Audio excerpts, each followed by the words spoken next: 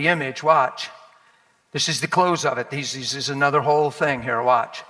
Bearing with one another. Not giving up on each other, cutting each other off, jumping ship, bailing.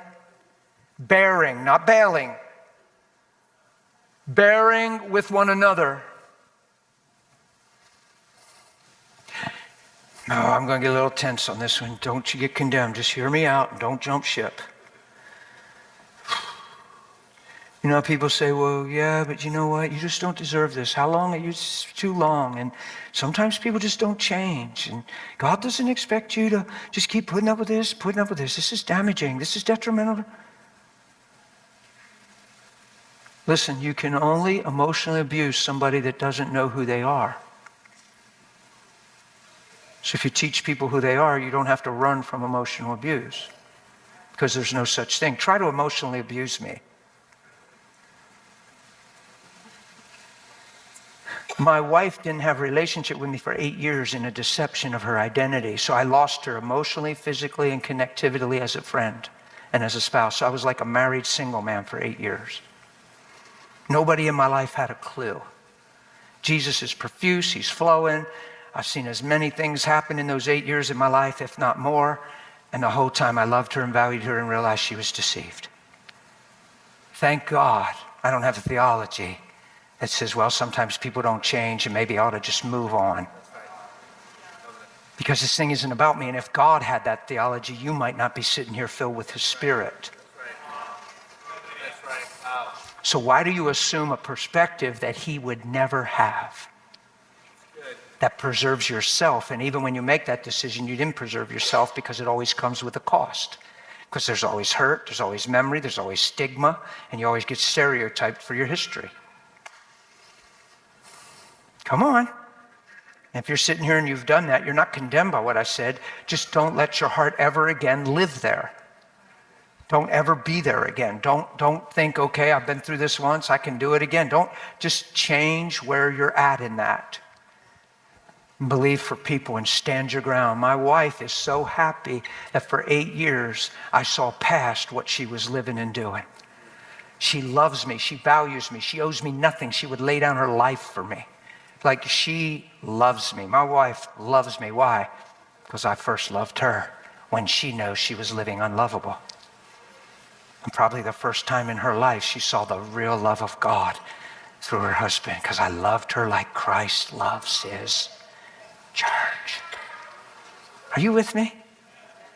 8 years. People say, 8 years. Why does time have the power to change truth? When heaven and earth is going to pass away and his word's going to remain, why do you let time change truth? 8 years or 18 years, truth's the same. Love never fails, doesn't seek its own. So why do I find permission tomorrow to seek my own? Why is 2 weeks a boundary line? Why is 4 more months enough is enough? You be careful with the counseling out there. It gives people the permission to let go and give up and stop being like Jesus is what it does. Forgiving one another. If anyone has a complaint against another, make sure you file it with Tim. Oh, it doesn't say that? No, thank you, Jesus. It doesn't say that. Wow.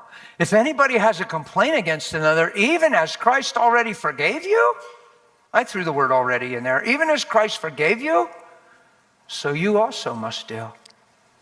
See, in the Old Testament, you forgave to be forgiven. In the New Testament, you forgive because you are forgiven. Don't forget it. So if a man understands and knows he's forgiven and he wears forgiveness and knows he's been forgiven of everything he's ever done, he will have the capacity to never be in unforgiveness because the thing that saved him through the mercy of God called forgiveness and gave him hope and reestablished him with God is the same way he'll see people that need forgiven. I asked the Lord years ago with tears when nobody was looking on my bed, why do we struggle so much with unforgiveness, Lord? Why do your people hold it as if it's a grid in life, as if it's what they're created for? Like, why is forgiveness so acceptable? Well, back off, Pastor. Some of these things take time. Ask Jesus if that's true. Where'd you learn that? Why are you so confident in saying that? Maybe it's because you live in a different perspective. Well, you don't know what I've been through. Ask Jesus that when he's unrecognizable, treated unjust. Come on. I said, why do people have so much trouble with unforgiveness? He said, they've never seen the beauty of being completely forgiven in my sight and never have really believed and received that they're clean, and I see them as if they've never sinned. A man that tastes the beauty of being forgiven, all he'll want to do is forgive because it brings life. The man that was forgiven everything he owed in Matthew 18, that went out and didn't forgive what a man owed. He was forgiven everything he owed, but he wasn't forgiving what he was owed. He was called an evil and wicked servant. Not outsider, servant in the house. Evil and wicked. Didn't want to become what he was given. Wanted his cake and eat it too. That man lived bound and in outer darkness. I don't think he's talking about hell.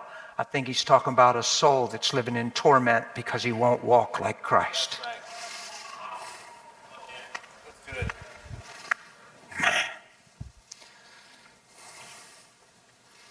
You want to show that last verse, 14, for me? And above all these, does this make it number one? Above all these things, what are you putting on? Love. Why? It's the bond of, well, brother, nobody's perfect. It's the bond of, well, yeah, but we ain't perfect. It's the bond of, yay. Are y'all okay?